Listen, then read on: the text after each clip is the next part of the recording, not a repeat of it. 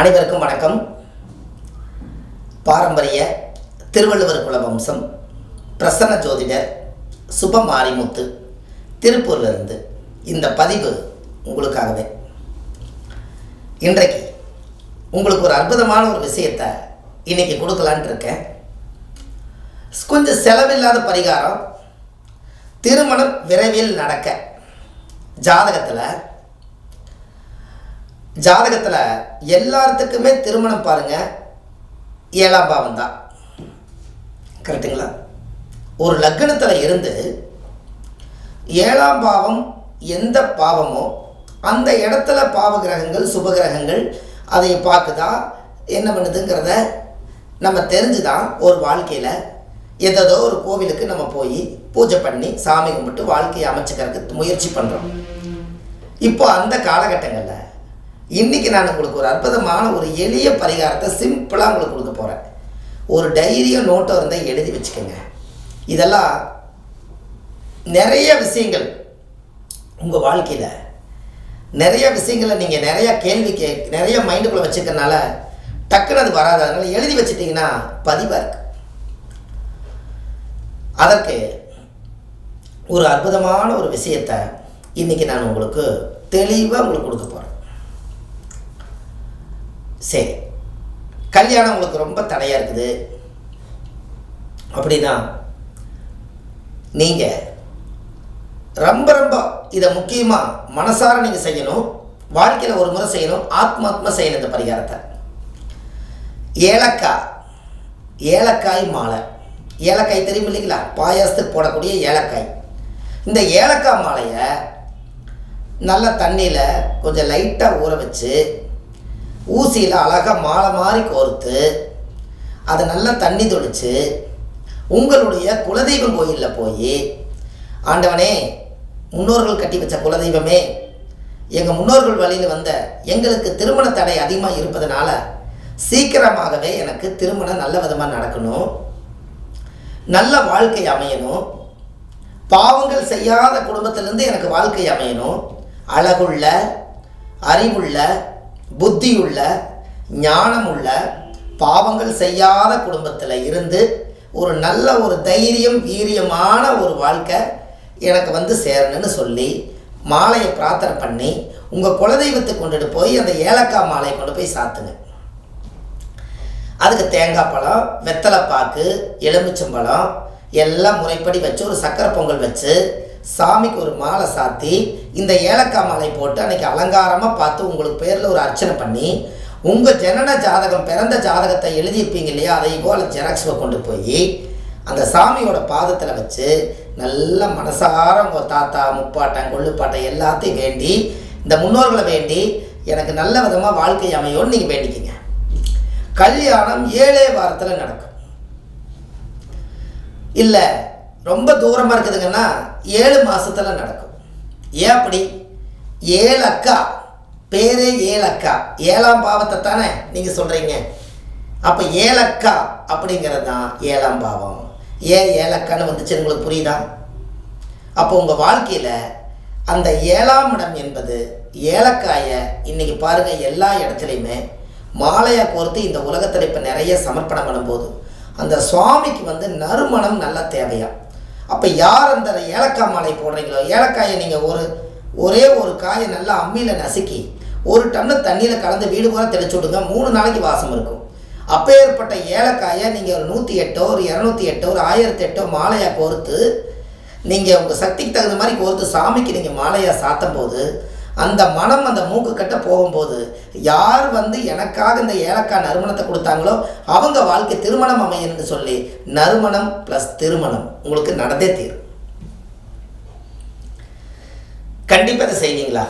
சின்ன பரிகாரம் தான். அது உங்கள் குலதெய்வம் தான், உங்கள் தாய் வீடுக்கு தான் செய்கிறீங்க, உங்கள் தாத்தா கட்டி வச்ச குலதெய்வம் தான், உங்கள் முன்னோர்கள் கட்டி வச்ச குலதெய்வம் தான். இதை செய்வீங்களா? நான் நிறைய பேர்த்துக்கு ஏலக்காய் மாலை சொல்லுவேன். ஏலக்காய் மாலை போட்டு வந்தாலே உங்களுக்கு நிச்சயதார்த்தமாயிரும். உடனே எனக்கு பத்திரிக்கை கொண்டு வருவாங்க. நான் தான் போக முடியாது, ஆனால் அவங்களுக்கு சந்தோஷம் நான் இங்கிருந்தே வாழ்த்துவேன். இதுக்கு காரணம் சிம்பிளாக ஒரு ஏலக்காய் மாலையில் சரியாக போய். ஜாதகத்தில் எத்தனையோ தோஷங்கள் இருக்கலாம். ஆனால் குலதெய்வத்தை வணங்காமல் கோயிந்தா கோயிந்தா என்று பல தெய்வத்தை வணங்கினாலும் பலனொன்றும் இல்லைன்னு அந்த காலத்தில் முன்னோர்கள் சொல்லி வச்சுக்கிறாங்க. ஊரே சுற்றி எல்லா தெய்வத்தை கும்பிட்டையே, உன் குலதெய்வத்தை கும்பிட்டையா? உன் குலதெய்வத்து கோயிலுக்கு போனையா? உன் குலதெய்வத்து கோயிலில் போய் உன் மண்ணை மிதிச்சியா? உன்னோட தாய் வீடுன்னு ஊராக சொன்னையே, உன் குலதெய்வம் கோயில் போய் ஒரு நாளாக தாய் வீட்டில் போய் ஒரு பௌர்ணமி அன்னைக்கு தங்கியிருக்கிறியா? இப்படியெல்லாம் இருக்குது. உங்களுக்கு குலதெய்வம் அதிகமாக வீட்டுக்கு வரணும்னா போய் ஒரு நிமிஷத்தில் சாமி குலதெய்வமே இந்த வெத்தலை வாக்கு வச்சுட்டா மாலை போட்டுட்டேன் என்ற வீட்டுக்கு நீ சீக்கிரம் வரனாலாம் வராது. போய் குலதெய்வம் கோயிலில் போய் பௌர்ணமி அன்னைக்கு நல்லா தங்கி இதுதான் என்னோடய தாயோட வீடுன்னு நினச்சி அந்த மண்ணில் ஒரு நைட்டாவது அந்த குலதெய்வம் கோயிலில் தங்குனா தான் நம்ம வீட்டில் குலதெய்வம் தங்கும். அது தங்கும், இங்கே தங்கும். நீங்கள் தங்கணும், அங்கே தங்கணும்.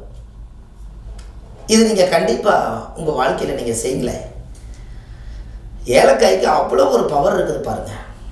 இருக்கிறதுலே ரொம்ப காஸ்ட்லியாக பாயாசம் சாப்பிடும்போது பாருங்கள் அவ்வளோ ஒரு அறுசுவையான ஒரு மூலிகையாக இருக்குதா இல்லையா? இன்னொரு விஷயம் உங்களை சொல்லட்டுமா? நீங்கள் கேட்குற மாதிரி தான் நான் சொல்கிறேன், இல்லைனாலும் நான் சொல்லத்தான் போகிறேன், இருந்தாலும் கூட சொல்லிடுறேன். அதாவது ஒரு பொண்ணு பார்க்க போகிறீங்க, மாப்பிள்ளை இல்லை மாப்பிள்ளை பொண்ணு பார்க்க போகிறாரு, இல்லை பொண்ணு மாப்பிள்ளை பார்க்க போகுது. ஒரு 7 ஏலக்காய் எடுத்து சோப்பில் போட்டு போங்க. அது 7ஆம் பாவத்தை இயக்குறீங்களா, கல்யாணம் சிறப்பாக நடக்கும். நறுமணமாக இருப்பது திருமணமாக மாறிடும். நறுமணம் ப்ளஸ் திருமணம், இதெல்லாம் உங்கள் வாழ்க்கையில் தேட கிடைக்காத பொக்கிஷம். சிம்பிள் பரிகாரம். ஆனால் ஒரு டப்பாவில் போட்டு நம்ம வச்சுருக்கிறோம் வீட்டில். என்னைக்காவது ஒரு நாள் பாயாசம் செய்யும் போது 2 நசுக்கி போட்டுக்கலான்னு. ஆனால் வாழ்க்கையவே கசக்கி போடுதல்லவா அது. அதனால் இது நீங்கள் ஏதாவது கொஞ்சம் மாற்றி அமைங்களேன், கண்டிப்பாக உங்கள் வாழ்க்கை ரொம்ப ரொம்ப சிறப்பாக இருக்கும். இந்த பதிவில் ஏலக்காய் பரிகாரம், ஆதிகால பரிகாரம். ஆதி காலத்தில் ஏலக்காயை பெரிய பெரிய ராஜா வீட்டில் அரண்மனையில் ஏலக்காய் தான் அந்த காலத்தில் செண்டு நறுமணம். உங்களுக்கு தெரியுமா? ஏலக்காய் தான் அம்மியில் அரைச்சி வீடு பூரா தெளித்து பூஜை ரூமுக்கெல்லாம் தெளித்து விடுறதுக்கு ஏலக்காய் தான் அந்த காலத்தில் செண்டு. இன்றைக்கி செண்டு ஸ்ப்ரே வந்துருச்சா இல்லைங்களா? அந்த காலத்தில் கிடையாது, செண்டு ஸ்ப்ரேலாம் கிடையாது. ஏலக்காயை அரைச்சாலே மணக்கும், ஊரே மணக்காது. காற்று வாக்கில் ஊருக்கே மணக்கும். எங்கேயோ ஒரு பக்கத்தில் பாயாசம் வைக்கிறாங்க, ராஜா வீட்டில் ஏலக்காய் மனம் வருதுன்னு சொல்லி கெட்ட துர்நாத்தத்தை எல்லாம் வெளியெடுக்கக்கூடியது ஏலக்காய். அதனால தான் 7 அக்கா சேர்ந்ததான் ஏலக்காய். பார்த்துக்குங்க. அந்த காலத்தில் 7 பேர் சேர்ந்து பிடிச்சு வச்சுருக்காங்க பாருங்கள், அந்த விதையை ஊனியிருக்காங்க. 7 அக்காமார்களும் உதவியிருக்காங்க. அது காலப்போக்கில் 7 அக்கா கடைசியில் ஏலக்காய். இப்படியெல்லாம் அந்த காலத்தில் பேர்லேயே வார்த்தையிலேயே உயிரோட்டமாக ஒரு வேலையை செஞ்சு வச்சுருக்காங்க. நமக்கு தான் அது தெரியல. அப்போ கண்டிப்பாக இந்த திருமணம் விரைவில் கைகூடுறதுக்கு உங்களால் ஒரு எளிய பரிகாரத்தை நிச்சயமாக உங்களால் செய்ய முடியும். கண்டிப்பாக நீங்கள் ஒரு மாற்றத்துக்கு வந்துடுவீங்க. உங்கள் வாழ்க்கை வளமுடன் வாழ்கிறதுக்கு இது சரியான பரிகாரம், ஆதிகால பரிகாரம். இந்த ஆதிகால பரிகாரத்தை முன்னோர்கள் இதை யூகிச்சு வச்சதுனால அதனால் இது கண்டிப்பாக உங்கள் வாழ்க்கையில் நீங்கள் இனிமேல் இந்த பரிகாரத்தை கையாண்டுட்டு இந்த பதிவை எல்லாத்துக்கும் அனுப்புங்க. ஏன்னா நிறைய பேர் வயசு 25 வயசு 30 வயசு 35 வயசு ஆகி கூட எனக்கு மாப்பிள்ளை கிடைக்க மாட்டேதுங்க, இப்போ எப்படி இருந்தாலும் பரவாயில்ல நான் வாழ்ந்துக்கிறேன், ஆனால் மாப்பிள்ளை அதுக்கும் கூட எனக்கு வரலைன்னு நிறையா பெண்களுக்கு ரொம்ப கஷ்டமாக கேட்குறாங்க. ஏன்னா அவங்களும் போய் வாழ்ந்து இந்த சமுதாயத்தில் ஒரு குழந்தை பெற்று நானும் ஒரு தாயாக இருக்கிறேங்கிற ஒரு பட்டத்தை உருவாக்கணும்னா அதுக்கு ஒரு ஆண்கள் வேணும் அல்லவா? அதே பெண்களுக்கு ஆண்கள் வேணும், ஆண்களுக்கு பெண்கள் வேணும். எதுவும் இல்லைன்னா சன்னியாசியாக வாழ்ந்து நம்ம என்ன சாதிக்க போகிறோம்?